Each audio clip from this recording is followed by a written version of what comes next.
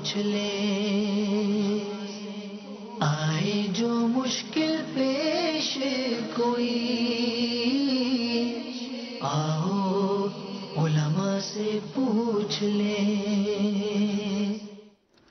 الحمدللہ رب العالمین والصلاة والسلام علی سید المرسلین، اما بعد فاعوذ باللہ من الشیطان الرجیم، بسم اللہ الرحمن الرحیم۔ الصلاة والسلام علیک یا رسول اللہ وعلی آلک واصحابک یا حبیب اللہ۔ الصلاة والسلام علیک یا نبی اللہ وعلی آلک واصحابک یا نور اللہ۔ میٹھے میٹھے اسلامی بھائیوں اور مدنی چینل کے ناظرین، سلسلہ دارالفتہ اہل سنت میں ایک بار پھر آپ کو مرحبا کہتے ہیں۔ ابتداً درود پاک کی فضیلت عرض کی جاتی ہے کہ فرمان مصطفیٰ صلی اللہ تعالی علیہ وسلم ہے کہ شب جمعہ اور روز جمعہ مجھ پر درود پاک کی کثرت کر لیا کرو، جو ایسا کرے گا قیامت کے دن میں اس کا شفیع اور گواہ بنوں گا۔ صلو علی الحبیب صلی اللہ تعالی علی محمد صلی اللہ علیہ وسلم۔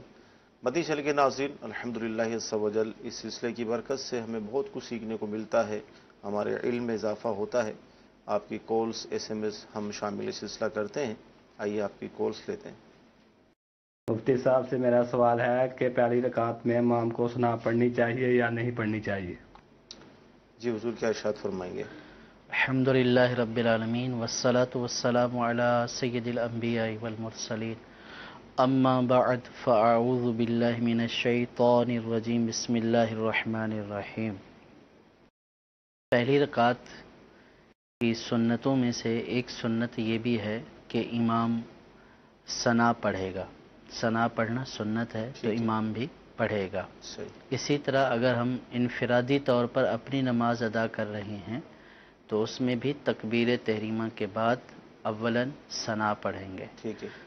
تو انفرادی نماز میں ہر شخص بھی ثنا پڑھے گا، اسی طرح امام بھی ثنا پڑھے گا۔ اب جماعت کے اندر جیسے ہم آتے ہیں، امام صاحب نے قرات شروع کر دی اور ہم شامل ہوئے، تو اب ثنا کا کیا حکم ہوگا؟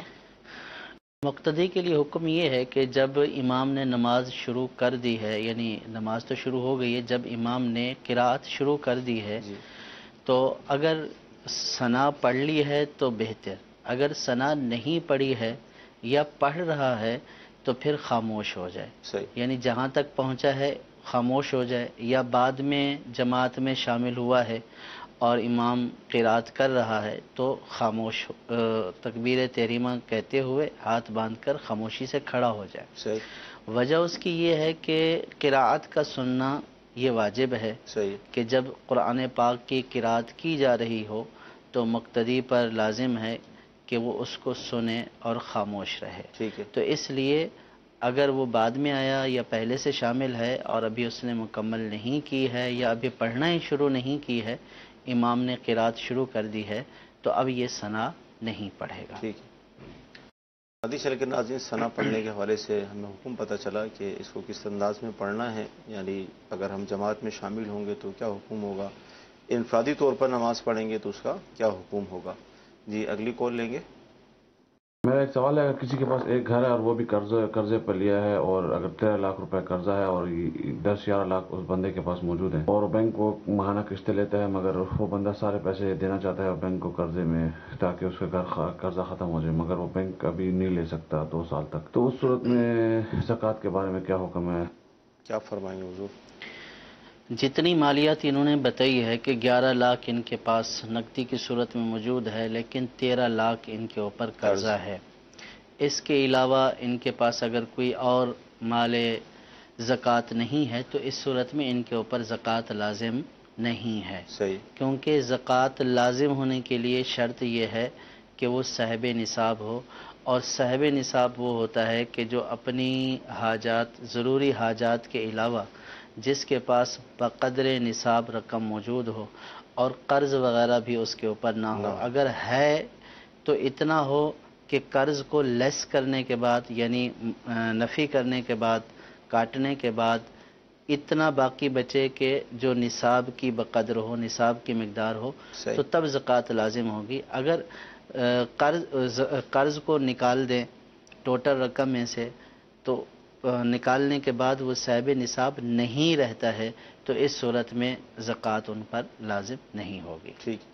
اچھا، بعض اوقات ایسا ہوتا ہے مفتی صاحب کہ جیسے کاروباری جو حضرات ہوتے ہیں ہمارے، ان کا لین دین اس طرح چلتا رہتا ہے قرضوں کے حساب سے بھی، تو اس حوالے سے کیا فرمائیں گے؟ دو صورتیں، ایک تو کاروباری حضرات نے قرض جو ہے وہ دینا ہوتا ہے، صحیح. اور ایک لینا ہوتا ہے. صحیح. اگر جو انہوں نے لینا ہے وہ اتنا ہے کہ جو دینا ہے، قرض دینا ہے، ٹھیک ہے. تو جو لینے والا قرض ہے وہ دینے والے میں ڈوب جاتا ہے، یعنی نصاب کی مقدار جو ہے وہ باقی نہیں بچتا ہے، تو اس صورت میں تو وہ صاحب نصاب ہی نہیں ہوئے. لیکن اگر انہوں نے دینا جو ہے وہ کم ہے اور لینا زیادہ ہے تو اس صورت میں یہ صاحب نصاب قرار پائیں گے اور ان کے اوپر زکوٰۃ فرض ہوگی. ٹھیک ہے. لیکن اگر وہی نصاب والی جو رقم ہے یا جس کے اوپر زکوٰۃ بن رہی ہے وہ اگر قرض میں لوگوں کو دی ہوئی ہے تو پھر اس کی ادائیگی کا طریقہ یہ ہے کہ جب نصاب کا 5واں حصہ ان کے پاس آ جائے گا تو اب ان کے اوپر اس جتنا حصہ ان کے پاس آیا 5واں حصہ اس کی زکوٰۃ ادا کر دیں گے. صحیح. اگر سارے کا سارا آ گیا تو سب کی زکوٰۃ ادا کر دیں گے. صحیح. اور جتنے سالوں وہ قرض رہا تو اتنے سالوں کی وہ زکوٰۃ بھی ان کو ادا کرنی ہوگی. اچھا، اس کال کے اندر بینک کا بھی ذکر ہوا تھا، تو کیا ہم بینک سے قرض لے سکتے ہیں اس حوالے سے؟ بینک سے جو عام طور پر قرض دیا جاتا ہے یہ سودی قرضہ ہوتا ہے. ٹھیک ہے. تو سودی قرضہ چاہے وہ بینک سے ملے یا کسی فرد سے ملے صحیح. اس کا لینا جائز نہیں ہے. صحیح. جی، مزید چل کے ناظرین زکوٰۃ کے حوالے سے بھی کچھ مسائل پر گفتگو ہوئی، مزید کورس لیتے ہیں. میرا نام عبد الخالق قطاری ہے، میں بلیک برن یو کے سے عرض کر رہا ہوں. میرا دارالفتہ اہل سنت میں یہ سوال تھا کہ مفتی صاحب کی خدمت میں یہ عرض کرنی ہے کہ نماز وطر میں جو دعائے قنوت پڑھی جاتی ہے یہ واجب ہے یا سنت ہے؟ اس کا جواب عطا فرما دیجیے. بہت مشہور مسئلہ ہے لیکن پھر بھی ہم جواب لیتے ہیں. کیا فرمائیں گے؟ جو دعائے قنوت پڑھی جاتی وطر میں اس کا پڑھنا واجب ہے. جی. اچھا، دعائے قنوت جو مطلب مروجہ ہے وہی ہے واجب ہے یا کچھ اور بھی آگے پیچھے؟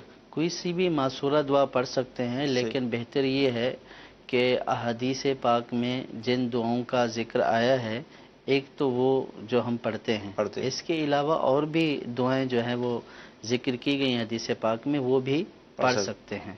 تو بہتر یہی ہے، افضل یہی ہے کہ جو مسنون دعائیں ہیں انہی کو ہی پڑھا جائے. اگر وہ نہیں آتی ہیں تو کوئی دوسری دعا بھی پڑھ لیں گے تو اس صورت میں دعائے قنوت کا جو واجب ہے وہ ادا ہو جائے گا. مزید چل کے ناظرین آپ کے ایس ایم ایس بھی ہم شامل سلسلہ کرتے ہیں. آئیے مزید کچھ ایس ایم ایس لیتے ہیں. حضور یہ ارشاد فرمائیں کہ ایس ایم ایس کے ذریعے یعنی میسیج پر ہم نکاح اگر کریں تو کیا نکاح ہو جائے گا؟ میسیجز کے ذریعے نکاح منعقد نہیں ہوگا، کیونکہ نکاح کی شرائط میں یہ ہے کہ جہاں پہ عقد نکاح ہو رہا ہے تو وہ عقد نکاح دو گواہوں کی موجودگی میں ہو، یعنی جو ایجاب و قبول ہو وہ ایک ہی مجلس میں دو گواہوں کے سامنے ہو. اگر کسی نے یہاں سے جو ہے وہ ایجاب کیا، جیسے نکاح کرنے اس کو بولا کہ میں نے آپ سے نکاح کیا، اور دوسری جگہ پر دوسرا میسج کے ذریعے جواب دیتا ہے میں نے قبول کیا، تو یہ ایک مجلس میں ایجاب و قبول نہیں ہے. اور نکاح کے لیے شرط یہ ہے کہ ایجاب و قبول کا ایک مجلس میں ہونا اور اس کے لیے دو گواہوں کا، دو عاقل بالغ مسلمان گواہوں کا موجود ہونا. مرد ہوں یا دو عورتیں ہوں، ایک مرد ہو، ان کی گواہی میں جو ایجاب و قبول ہوگا تو اس سے نکاح منعقد ہو جائے گا. اچھا، مجلس کے مختلف معنی ہوتے ہیں، مطلب ظاہر مدینہ چل کے ناظرین مجلس سے مراد کیا ہے؟ آپ اس کو عام لفظوں میں یہ بولیں کہ جہاں پہ نکاح ہو رہا ہے، جہاں سب جمع ہوتے ہیں، جہاں جمع ہوتے ہیں وہ ایک مجلس قرار پاتی ہے. تو اس مجلس میں ہی ایجاب و قبول ہو، ایجاب بھی اسی میں ہو، قبول بھی اسی میں ہو، اور وہ دو جو ہے وہ گواہوں کے سامنے ہو، تو یہ ایک مجلس قرار پائے گی. تو اس کے بارے میں کہا جا رہا ہے کہ ایک مجلس میں ایجاب و قبول کا ہونا. ٹھیک ہے. اچھا، اسی طرح دوسرا ایس ایم ایس یہ ہے کہ جہاں امام صاحب کھڑے ہو کر فرض پڑھاتے ہیں تو کیا ہم وہاں پر ہم صلاۃ توبہ کی جماعت کروا سکتے ہیں؟ کروانے میں کوئی حرج نہیں ہے، صلاۃ توبہ کی جماعت کروانے میں کوئی حرج نہیں ہے. لیکن عام طور پر یہ ہوتا ہے کہ جو صلاۃ توبہ کی جو ہے وہ نوافل پڑھے جاتے ہیں وہ عام طور پر عشاء کی نماز کے بعد پڑھے جاتے ہیں، تو بہتر یہ ہے کہ اس جگہ سے ہٹ کر پڑھیں صحیح، تاکہ آنے والوں کو یہ شبہ نہ ہو کہ یہاں پہ جماعت ہو رہی ہے، صحیح، تو اس لیے ہٹ کر پڑھے جائیں. لیکن اگر وہاں پہ پڑھنا جائز ہے لیکن بہتر یہ ہے کہ وہاں سے ہٹ کر پڑھیں. جی مدنی چینل کے ناظرین، مزید گفتگو ہوئی اور صلاۃ التوبہ کی نماز کا بھی ہم نے حکم معلوم کیا، نکاح کے حوالے سے بھی معلومات حاصل ہوئی. جی اگلی کال لیں گے.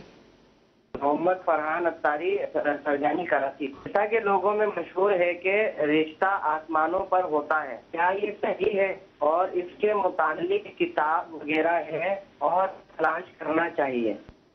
کیا فرماتے ہیں؟ نکاح آسمانوں پر ہوتا ہے وہ؟ آسمانوں پر ہونے سے مراد یہ ہے کہ جو مقدر میں لکھ دیا گیا کہ صحیح، اس بندے کا کس سے نکاح ہونا ہے، ٹھیک ہے، جو اس کی تقدیر میں لکھ دیا گیا اور ظاہر ہے کہ وہ لوح محفوظ پر ہے، صحیح، تو اس اعتبار سے کہا جاتا ہے کہ رشتے آسمانوں پر بنتے ہیں. صحیح، مراد یہ کہ جو اس کے مقدر میں لکھ دیا گیا جس سے اس نے نکاح کرنا ہے وہ لکھا ہوا ہے، تو اس اعتبار سے اس کو مجازن یہ کہا جاتا ہے کہ رشتے آسمانوں پر ہوتے ہیں. صحیح.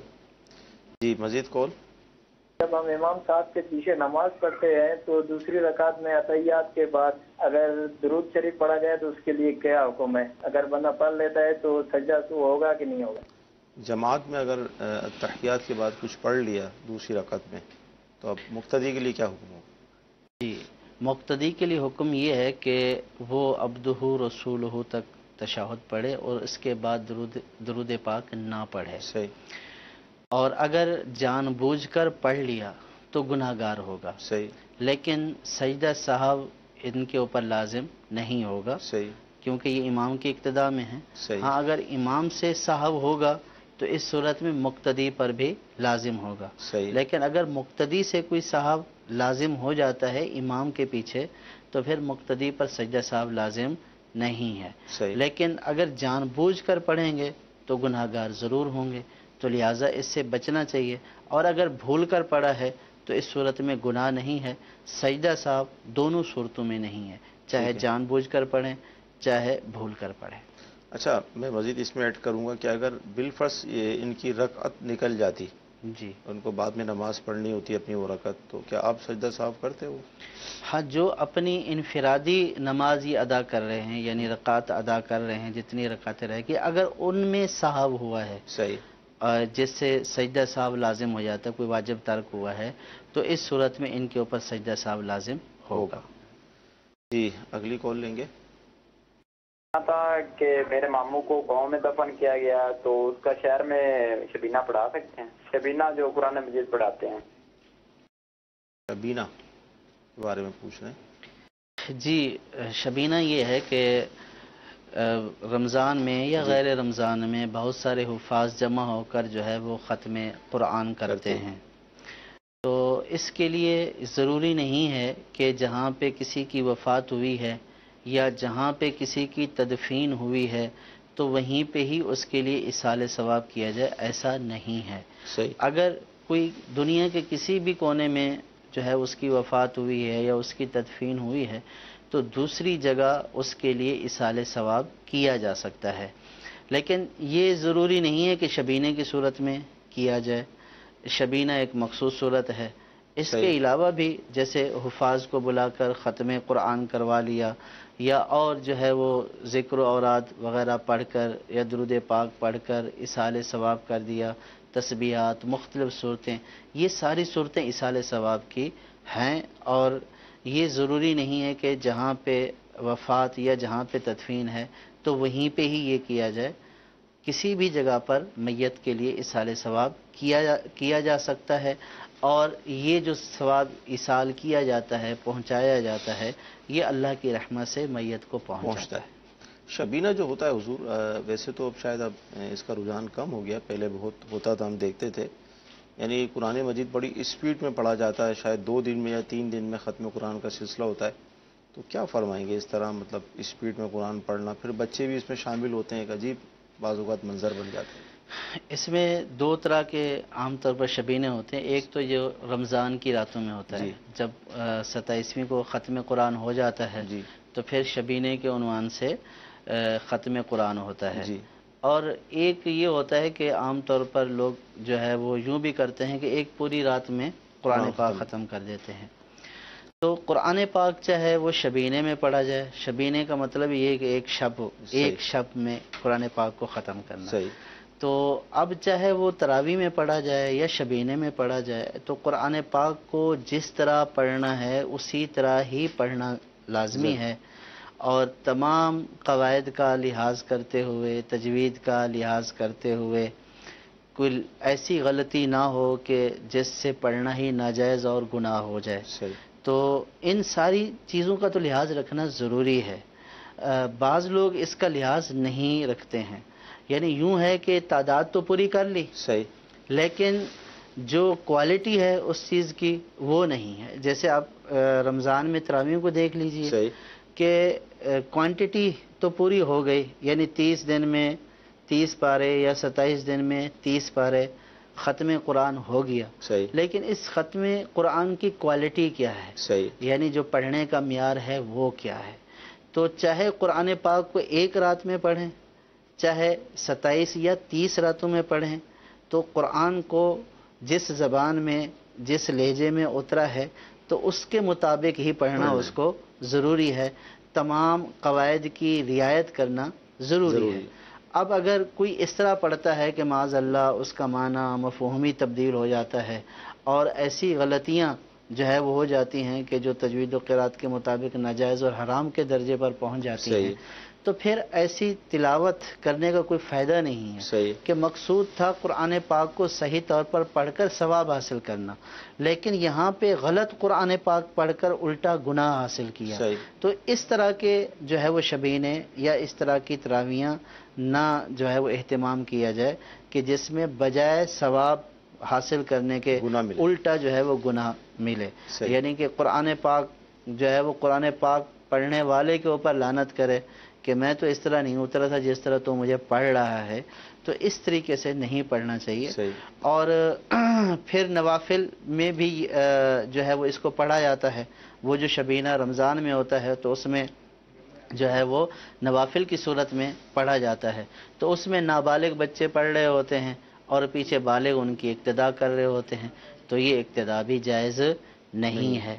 اور جو انتظامیہ ہوتی ہے بعض اوقات جو اس طرح کا جو ہے وہ اہتمام کرتی ہے، تو وہ اہتمام تو کرتی ہے لیکن صحیح پڑھنے کا اہتمام نہیں کرتی. باقی کھانے پینے کا، دیگر معاملات کا سب اہتمام ہوتے ہیں لیکن صحیح پڑھنے کا اہتمام نہیں ہوتا. بعض جگہوں پر مذاق مستی والا ماحول بھی ہو رہا ہوتا ہے، اور بعض جگہوں پر حفاظ صحیح بھی نہیں پڑھ رہے ہوتے ہیں، آدھا آدھا پارا چھوڑ دیا. اس طرح کو بھی سننے کو ملتا ہے. تو اس طرح قرآن پاک کی بے ادبی کرنا جائز نہیں ہے. اور پھر حافظ قرآن کو تو قرآن پاک کا زیادہ ادب کرنا چاہیے، کیونکہ اس کے سینے میں اللہ تبارک و تعالیٰ نے ایک نور رکھا ہے قرآن کا، تو اس کو اس نور کا حق ادا کرنا چاہیے. ایسا نہیں کرنا چاہیے کہ اگر گھر والے کو پتہ نہیں ہے تو آدھا آدھا ایک ایک پاؤ جو ہے وہ چھوڑ دیا اور اس کو بول دیا کہ ہم نے مکمل کر دیا. تو بہرحال یہ ساری جو چیزیں جو ناجائز پہلو والی ہیں ان سے بچنا ہر حال میں ضروری ہے. جی مدنی چینل کے ناظرین، شبینہ جو رمضان کی راتوں میں منعقد کیا جاتا ہے، مفتی صاحب نے اس کا حکم بھی بیان فرمایا اور ساتھ یہ بھی بیان فرما دیا کہ قرآن کو جس انداز میں نازل کیا گیا اسی طرح پڑھنا ہے. ایسا نہ ہو کہ وہ واہ واہ کے چکر میں جو ہوتا ہے نا کہ ابھی ہماری مسجد میں شبینہ بھی ہوا اور مطلب سحری کا اہتمام بھی ہوا اور یہ ہوا اور وہ ہوا، اس کے اندر پھر جو غلطیاں ہوتی ہیں اس طرف مفتی صاحب نے توجہ دلائی. تو لہذا جو بھی کام کرنا ہے اس کو پورے اہتمام کے ساتھ اور شریعت کے دائرے میں رہ کر کرنا ہے تاکہ اس کا ہمیں ثواب بھی ملے. جی اگلی کال لیں گے ہم. محمد اشفاق احمد رضوی میرا نام ہے جی، فیصل آباد سے بول رہا ہوں. حضور میرا سوال یہ ہے کہ نماز جب پڑھتے ہیں تو گھر میں نماز پڑھتے ہیں تو آگے چارپائی کے اوپر کوئی سویا ہوتا ہے، کیا اس کی نماز ہو جائے گی؟ آگے سوئے نماز پڑھنے والے کی آگے چارپائی کے آگے سونے والا کو اٹھا دیا جائے جب رہنے کا دیتا ہو رات کو تہجد کی نماز پڑھنے کے لیے اٹھتے، اس کا جواب چاہیے. جی نوید بھائی اس سلسلے میں مرحبا کہتے ہیں، کیا ارشاد فرمائیں گے سوال؟ الحمدللہ رب العالمین والصلاة والسلام علی سید المرسلین، اما بعد فاعوذ باللہ من الشیطان الرجیم، بسم اللہ الرحمن الرحیم. کوئی سویا ہوا ہے تو بہتر یہ ہے کہ اس کی طرف رخ کر کے نماز نہ پڑھی جائے، لیکن اگر ضرورت ہے پڑھنے کی تو اس صورت میں پڑھ سکتے ہیں کہ سونے والے کی جو پیٹھ ہے وہ مصلی یعنی نماز پڑھنے والے کی طرف ہے۔ اگر سونے والے کی پیٹھ نماز پڑھنے والے کی طرف ہے تو پھر حرج نہیں۔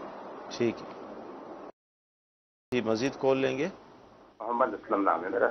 تو سوال زکوٰۃ کا ہے میرا کہ میں نے مطلب ایک پراپرٹی خریدی ہے، ٹھیک ہے، اس کے اوپر مطلب میں کاروبار کر رہا ہوں، تو وہ زکوٰۃ جو ہے وہ میرے منافع پہ دی جائے گی یا پوری جو ویلیو ہے اس کے اوپر زکوٰۃ دی جائے گی؟ جی حضور کیا فرمائیں گے نوید بھائی؟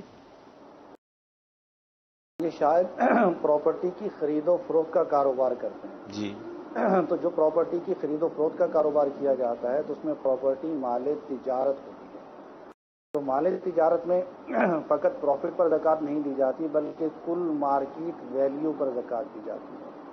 تو یہ صاحب نصاب ہیں اور جس دن ان کے نصاب کا سال مکمل ہوگا تو جو پراپرٹیز ان کی ملکیت میں ہیں ان پراپرٹیز کی مارکیٹ ویلیو پر ان کو زکوٰۃ دیں گے۔ جی مزید کال۔ مفتی صاحب سے سوال یہ ہے کہ کیا جنات غیب جانتے ہیں؟ اس کا جواب ارشاد فرما دیجیے۔ جی کیا فرمائیں گے نوید بھائی جنات کے حوالے سے؟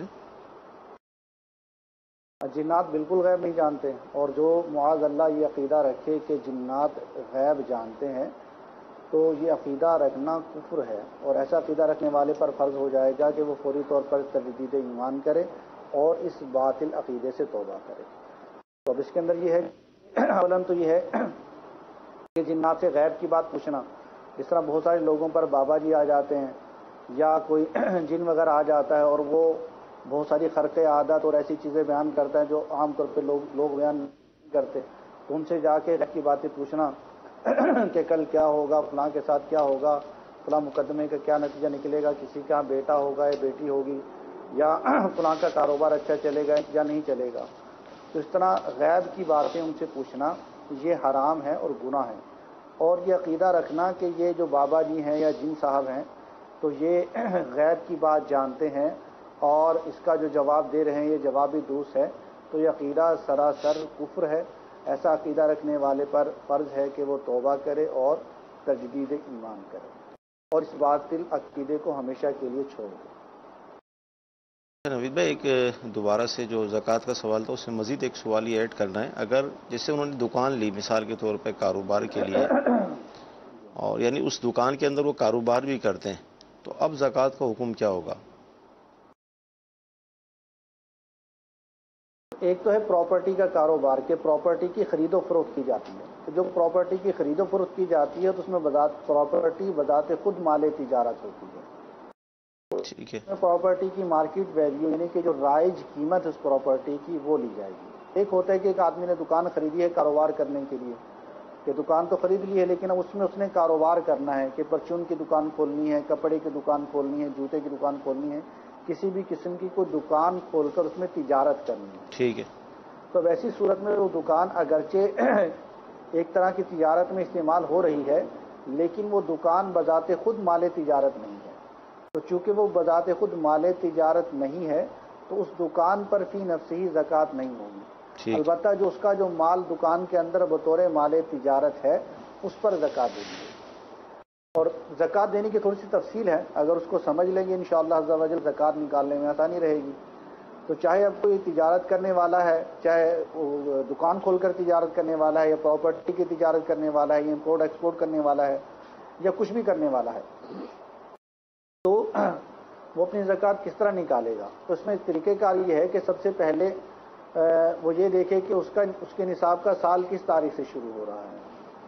تو مثال کے طور پہ کوئی یکم رمضان المبارک کو صاحب نصاب ہوا تو اگلے سال یکم رمضان المبارک کو اس پر زکوٰۃ کی ادائیگی واجب ہو جائے گی۔ تو اب یکم رمضان المبارک آئے گا تو اب وہ اپنا حساب کیوں کرے گا، کیسے کرے گا؟ اس کا طریقہ کار یہ ہوگا کہ وہ سب سے پہلے تو اپنے پاس دیکھے کہ میرے پاس مال تجارت کتنا ہے، اس مال تجارت کی مارکیٹ ویلیو کے اعتبار سے بازاری قیمت نکال لے، اس کو جمع کر لے، پھر اس کے بعد دیکھے کہ میرے پاس کیش کتنا ہے، سونا چاندی کتنا ہے، جو کیش ہے، سونا چاندی ہے، اسی طرح پرائز بانڈ وغیرہ ہیں، اس طرح کی جو چیزیں کرنسی میں شمار کی جاتی ہیں، چاہے وہ ڈالر ہوں یا پاؤنڈز ہوں یا یورو وغیرہ ہوں، ان سب کو کلیکٹ کر لے، جمع کر لے۔ یوں ہی جو پیسے اس نے لوگوں سے لینے ہیں کہ لوگوں کو مال ادھار میں بیچا تھا یا لوگوں کو قرض دیا تھا، جو پیسہ اس نے لوگوں سے لینا ہے اس کو بھی جمع کر لے، ان سب چیزوں کو جمع کر لے۔ یعنی مال تجارت ہے جو اپنے پاس جمع شدہ رقم ہے وہ ہے، اور اسی طرح پرائز بانڈ ہے، کرنسی وغیرہ کو، دیگر کرنسی وغیرہ ہیں ان کو جمع کر لے، اور جو لوگوں سے پیسہ لینا ہے اس کو بھی جمع کر لے، اور جو لوگوں کا ادھار دینا ہے کہ اس کے سر پر جو ادھار چڑھا ہوا ہے، چاہے وہ کسی بھی مد میں چڑھا ہوا ہے اس کے سر پر، وہ اس میں سے مائنس کر دے۔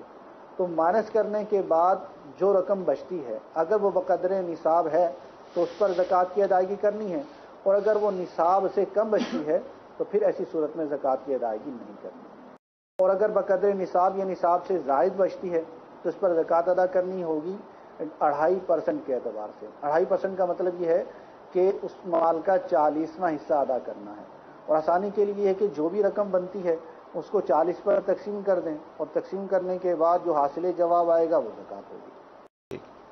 ماشاءاللہ بہت پیارا آپ نے اس حوالے سے ایک تفصیلاً ہمیں جواب بھی عطا فرمایا اور یہ وضاحت بھی کر دی کہ زکوٰۃ ہمیں کس طرح نکالنی ہے۔ ایس ایم ایس جو ہمیں موصول ہو رہے ہیں، مفتی نوید صاحب آپ سے اس کا ایک جواب لیں گے۔ اگر کوئی اسلامی بہن ڈاکٹر بننا چاہے تو کیا فرماتے ہیں، وہ ڈاکٹر بن سکتی ہیں موجودہ حالات جس طرح کے جو پروسیس ہے ڈاکٹر بننے کا؟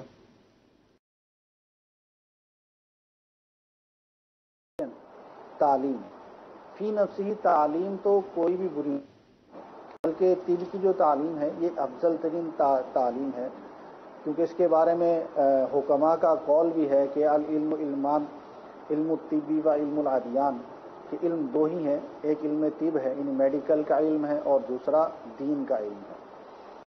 تو طب کے علم کی بھی بڑی فضیلت ہے، لیکن فضیلت آدمی اسی وقت حاصل کر سکتا ہے جب اسے جائز طریقے سے حاصل کرے۔ صحیح۔ اور اگر اس کو ناجائز طریقے سے حاصل کرے گا تو پھر وہ فضیلت نہیں رہے گی، بلکہ اس کے لیے گناہ بن جائے گی۔ اب جیسے مثال کے طور پہ اونٹ کی سواری کرنا بھی سنت ہے۔ آپ کو شخص معاذ اللہ برہنہ ہو کر اونٹ پر بیٹھ جائے اور کہے کہ میں سنت کی ادائیگی کر رہا ہوں، تو اس کو کوئی عاقل نہیں کہے گا کہ سنت کی ادائیگی کر رہا ہے اور ثواب کا کام کر رہا ہے۔ سب اس کو یہ کہیں گے کہ یہ گناہ کا کام کر رہا ہے۔ اگر اونٹ سے نیچے ہوتا تو اس کو چند لوگ دیکھتے، اونٹ پر بیٹھا تو ہزاروں لوگ اس کو دیکھ رہے ہیں، اور ذرا گناہ کا کام کر رہا ہے۔ تو یہ آج کل میڈیکل کی تعلیم ہے۔ سب سے پہلا تو اس میں پرابلم کو ایجوکیشن کا ہے کہ مخلوط تعلیم ہوتی ہے، مرد و عورت اکٹھے پڑھتے ہیں، اور جس طریقے پر یہ تعلیم ہوتی ہے اس طریقے پر مرد و عورت کا بلا اجازت شرعی جمع ہونا حرام و گناہ ہے، اور اس کے علاوہ اور بہت ساری خامیاں بھی اس کے اندر پائی جاتی ہیں۔ تو جس کی وجہ سے موجودہ دور میں بالکل کسی بھی عورت کے بارے میں یہ نہیں کہا جا سکتا کہ وہ میڈیکل کی تعلیم حاصل کرے اور وہ جائز طریقے سے حاصل کر سکے گی۔ بظاہر کوئی ایسا ذریعہ نظر نہیں آتا۔ جی مدنی چینل کے ناظرین، اس سوال کا بھی میں جواب لیا، مزید کورس لیتے ہیں۔ وہ عورت ہے، اس کے بعد اتنی شفقت نہیں ہے کہ کسی اپنے رشتے دار وغیرہ کو یا اولاد کو ساتھ لے جا سکے۔ اس کے بعد اپنا ہے حساب کتاب جو وہ میں پہ جا سکتے، تو وہ عورتوں کے ساتھ جا سکتی ہے یا نہیں؟ کیا فرماتے ہیں وہ؟ محرم کا مسئلہ ہے جی، عورت کا بغیر محرم کے حج اور عمرے پر جانا جائز نہیں ہے۔ صحیح۔ جب محرم کی سہولت مہیا ہو تو جائے، ورنہ عورت کا بغیر محرم کے سفر کرنا گویا کہ قدم قدم پر گناہ حاصل کرنا ہے۔ صحیح۔ نبی کریم صلی اللہ تعالی علیہ وسلم نے عورت کو بغیر محرم کے سفر کرنے سے منع فرمایا ہے، تو اس لیے بغیر محرم کے سفر کرنا گناہ ہے، اور نہیں ہے تو اللہ تعالیٰ سے دعا کرے۔ اگر نیت اچھی ہوگی تو اللہ تبارک و تعالیٰ ثواب عطا فرمانے پر قادر ہے، دلوں کے حالات کو جانتا ہے۔ کئی ایسے واقعات بزرگوں نے لکھے ہیں کہ جنہوں نے حج کی نیت کی لیکن انہوں نے جو ہے وہ کسی وجہ سے نہیں جا سکے، کسی شرعی عذر کی وجہ سے، یا حج فرض ہو چکا تھا، نفلی حج کی نیت کی، پیسے کسی کو ضرورت ہے، صدقہ کر دیا، تو دیکھنے والوں نے دیکھا کہ وہ بھی جو ہے وہ مطاف میں طواف کر رہا ہے، وہ بھی جو ہے وہ جمرات پر رمی کر رہا ہے، لیکن وہ حقیقت میں نہیں گیا تھا۔ صحیح۔ لیکن اللہ تبارک و تعالی نے جو ہے وہ ایک فرشتہ اس کی صورت میں پیدا فرما کر تو سارے ارکان اسے ادا کروا دیے، تو لوگ حیران رہ گئے۔ تو اس میں عورتوں کو بالخصوص اسلامی بہنوں کو اس بات کا لحاظ رکھنا ضروری ہے کہ زیادہ ظاہر ہے کہ ایک حب ہوتی ہے، ایک خواہش ہوتی ہے کہ حرمین طیبین کی زیارت کرنا ایک مسلمان کی یوں سمجھیں کہ معراج ہے، تو ہر بندے کی خواہش ہوتی ہے کہ جائے، لیکن جائے اس طریقے سے جو شریعت نے جس طریقے سے جانا جائز رکھا ہے۔ اگر شریعت کے نافرمانی کرتے ہوئے اس در کی حاضری جو ہے وہ نصیب ہوئی تو پھر کوئی فائدہ نہیں ہے اس کا۔ تو اس لیے اللہ کی بارگاہ میں اللہ کے مقدس گھر میں جا رہے ہیں اس کی نافرمانی کر کے، تو یہ کوئی عقل مندی نہیں ہے، یہ نادانی والی بات ہے، یہ گناہ والی بات ہے، لہٰذا اس بات کو مد نظر رکھنا ضروری ہے۔ یہاں پر ذہن میں ایک سوال یہ آیا کہ شریعت کا حکم تو ظاہر جب فرمان مصطفیٰ علیہ الصلوۃ والسلام آ گیا تو ظاہر ہم گردن جھکائیں، اس پہ عقل سے نہ سوچیں، لیکن شاید لوگ یہ سوچتے ہیں کہ عورت اکیلی اگر جائے گی تو محرم ضروری ہے۔ اب اپنے خاندان کے ساتھ تو جا رہی ہے نا، خاندان کے دیگر افراد اس کے ساتھ ہیں، تو اب کیا پرابلم جبکہ اس میں کوئی محرم نہ ہو لیکن دیگر افراد خاندان کے ہیں؟ دیکھیں، محرم کی ایک خاص وجہ ہے، جی، وہ یہ ہے کہ فرض کیا کہ عورت اگر بیمار ہو جاتی ہے یا بے ہوش ہو جاتی ہے تو غیر مرد کا اس کو چھونا غیر محرم کا جائز ہی نہیں ہے۔ ٹھیک، اس کا اگر محرم ہوگا تو اس تکلیف اور پریشانی میں اس کا مددگار اور اس کا سہارا بنے گا۔ صحیح۔ تو اب اگر ایسی صورتحال پیش ہو جائے اب کیا ہو؟ تو اب اجنبی مرد جو ہے وہ اس کو اٹھائیں گے، اجنبی مرد جو ہے وہ اس کے ساتھ چلیں گے، تو ایسی حالت میں پھر جو ہے وہ شرعی طور پر اور زیادہ گناہوں کا سلسلہ ہوگا، اور پھر یہ ایک حقیقت ہے کہ پریشانی میں، مشکل میں، خوف میں اپنا بیٹا، اپنا بھائی، اپنا شوہری کام آتا ہے۔ صحیح۔ اور پریشانی کے عالم میں لوگ جو ہے وہ پھر اپنی جان بچاتے ہیں، اپنے گھر والوں کی، اپنے بیوی بچوں کی جان بچاتے ہیں، پھر کوئی دوسرے کو نہیں پوچھتا ہے۔ صحیح۔ میں نے یہاں تک دیکھا ہے، یعنی مشاہدے والی بات ہے کہ بعض اوقات ایسی صورتحال پیش ہو جاتی ہے کہ اگر والد بھی ہو، بعض اوقات تکلیف، پریشانی، بیماری ایسی آ جاتی ہے کہ بیٹا بھی بعض اوقات بیزار ہو جاتا ہے کہ اب ایک تو یہ ہے کہ دن محدود ہوتے ہیں، اور پھر وہ ایک اپنا ملک اس طور پر نہیں ہے کہ ہر چیز کا ہمیں پتہ نہیں کہ کہاں پہ کیا چیز ملے گی، کہاں پہ جانا ہے، اور پھر ہم زبان بھی نہیں جانتے ہیں۔ تو اس لیے عامی شخص کے لیے بالکل ایک بہت انتہائی مشکل حالات پیدا ہو جاتے ہیں جب اس کے اوپر تکلیف اور پریشانی آتی ہے۔ اس کو یہاں تک بھی نہیں پتہ ہوتا کہ گولی کہاں سے لینی ہے، بیمار ہے تو دکھانا کہاں پر ہے۔ تو ایسے حالات میں جو ہے وہ اپنا بیٹا ہی کام آتا ہے، اور یہ میں نے اپنے ساتھ جانے والوں سے سنا ہے، یعنی میں نے مردوں سے سنا ہے، عورتوں سے نہیں، مردوں سے سنا ہے کہ کاش ہمارے ساتھ ہمارا بیٹا ہوتا، اور تکلیف میں اپنا بیٹا ہی کام آتا ہے۔ کوئی دوسرا کتنا ہی قریبی کیوں نہ ہو تو پھر وہ اس کو بلکتا ہوا، تڑپتا ہوا چھوڑ جاتا ہے۔ وہ کہتا ہے کہ میں تو یہاں پہ عبادت کرنے کے لیے آیا ہوں، اب میں اس کے ساتھ لگا رہوں گا تو میری عبادت بھی خراب ہوگی۔ تو یوں جو ہے وہ ایسی پردیس کی حالت میں، مسافرت کی حالت میں جب کوئی ساتھ نہ ہو تو تکلیف اور پریشانی اور زیادہ بڑھ جاتی ہے۔ یہ تو میں مرد کی بات کر رہا ہوں، اور عورت تو مرد سے کمزور ہوتی ہے، اس کو زیادہ سہارے کی ضرورت ہوتی ہے۔ تو ایسے عالم میں ہم یہ بولیں کہ فلاں کے ساتھ جا رہے ہیں، فلاں کے ساتھ جا رہے ہیں، تو پھر کسی نے کام نہیں آنا، اور پھر اگر کوئی کام آنا بھی چاہے تو شریعت جو ہے وہ کہتی ہے کہ آپ کا اس کے ساتھ تنہا بیٹھنا جائز نہیں ہے، آپ کا اس کو چھونا جائز نہیں ہے، تو پھر یہ سارے معاملات کیسے ہوں گے؟ بہت پیارا جواب عطا فرمایا مفتی صاحب نے۔ مدنی چینل کے ناظرین، حقیقت یہ ہے کہ ہم عقل سے نہ سوچیں اس معاملے کو، بس شریعت کے حکم پر عمل کریں۔ ہزارہا اس کے اندر حکمتیں پوشیدہ ہیں جو بعض صورتوں میں ہمارے سامنے نہیں ہوتی، لیکن جب کوئی اچانک حادثہ ہو جائے، کوئی واقعہ آ جائے تو پھر اس وقت عقل کام کرتی ہے، اور عقل میں آتا ہے کہ واقعی یہ بالکل ٹھیک تھا لیکن ہم نے اس پر عمل نہیں کیا۔ لیکن اس وقت ظاہر ہے پھر آدمی کچھ کر نہیں پاتا، بے بس ہوتا ہے۔ تو لہذا جب بھی سفر کریں، بالخصوص ہماری اسلامی بہنیں، بھلے ان کی عمر کتنی ہی ہو، محرم کو ہونا ضروری ہے، بغیر محرم کے وہ سفر نہیں کر سکتی۔ یہی شریعت کا حکم ہے اور اسی پر عمل کرنا ہے۔ جی، اگلی کال لیں گے۔ میرا سوال یہ ہے کہ نماز قضا ہو جائے فجر کی تو کس وقت ادا کر سکتے ہیں؟ جی مفتی نوی صاحب کیا ارشاد فرمائیں گے؟ فجر کی نماز قضا ہو جائے تو کب پڑھیں؟ فجر کے کوئی بھی نماز قضا ہو جائے تو اوقات مکروہہ کے علاوہ وہ پڑھی جا سکتی ہے۔ اوقات مکروہہ 3 ہیں، ایک طلوع آفتاب کا وقت ہے، دوسرا غروب آفتاب کا وقت ہے، اور تیسرا زوال جس کو زاہوہ کبریٰ بھی کہا جاتا ہے۔ ان 3 اوقات کے علاوہ کسی بھی وقت جو ہے قضا نماز پڑھی جا سکتی ہے۔ البتہ اگر کوئی صاحب ترتیب ہے تو اس پر یہ لازم ہے کہ ظہر کی نماز ادا کرنے سے پہلے وہ فجر کی قضا ادا کر لے، ورنہ جانتے بوجھتے ہوئے کہ اسے یاد تھا کہ مجھ پر فجر کی قضا باقی ہے، پھر اس نے ظہر کی نماز پڑھ لی تو اس کی ظہر کی نماز نہیں ہوگی۔ اس پر لازم ہوگا کہ پہلے وہ فجر کی قضا پڑھے تو اس کے بعد پھر وہ ظہر کو ادا کرے۔ ٹھیک ہے، اگلی کال لیں گے۔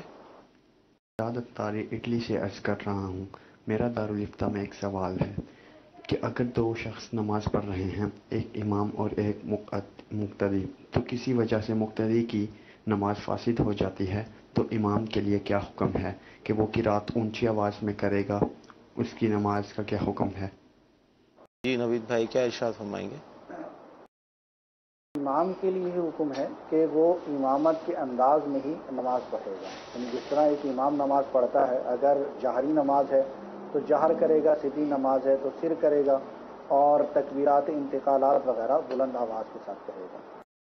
اور اس کے علاوہ اگر کوئی انفرادی طور پر بھی نماز پڑھ رہا ہے اور کوئی مقتدی وغیرہ نہیں ہے تو بھی اس کے لیے افضل یہ ہے کہ وہ امام کی طرح نماز پڑھے، کہ تکبیر تحریمہ بلند آواز کے ساتھ کہیں، اور اگر جہری نماز ہے جیسے کہ مغرب ہے، عشاء ہے، فجر ہے تو وہ جہر کرے اور تکبیرات انتقالات وغیرہ بھی بلند آواز کے ساتھ کہے، اور آخر میں جو سلام پھیرا جاتا ہے وہ بھی بلند آواز کے سلام پھیرے۔ اس طرح نماز پڑھنا یہ منفرد یعنی اکیلے آدمی کے لیے بھی افضل اور اولیٰ ہے۔ نوید بھائی ہم آپ کا شکریہ ادا کرتے ہیں کہ آپ حیدرآباد سے ہمارے سلسلے میں شامل ہوئے۔ مدنی چینل کے ناظرین، آج جمعرات ہے اور جمعرات کو مغرب کی نماز کے بعد دعوت اسلامی کے تحت سنت و بھرے اجتماعات شروع ہو جاتے ہیں دنیا بھر میں، جہاں جہاں مدنی کاموں کی دھومیں ہیں۔ تو میری آپ سے مدنی التجا ہے کہ آپ بھی ان اجتماعات میں ضرور شرکت کیجیے، انشاءاللہ بے شمار فضائل برکتیں حاصل ہوں گی۔ اور بالفرض جن کے لیے ممکن نہیں ہے، کسی ایسے مقام پر ہیں، تو مدنی چینل پر بھی یہ پورا اجتماع دکھایا جاتا ہے، اس کا اہتمام ہوتا ہے، تو آپ اس طرح شامل ہو جائیے گا، انشاءاللہ آپ کے علم دین میں مزید اضافہ ہوگا۔ ہم اللہ تعالیٰ کی بارگاہ میں دعا کرتے ہیں کہ اللہ تعالیٰ آج کا ہمارا سلسلہ اپنی بارگاہ میں قبول فرمائے، جو ہم نے سنا ہے، جو سیکھا ہے، اس پر عمل کرنے کی توفیق عطا فرمائے۔ آمین۔ صلو علی الحبیب صلی اللہ تعالی علی محمد۔ گزارے کیسے زندگی، آؤ علماء سے پوچھ لیں۔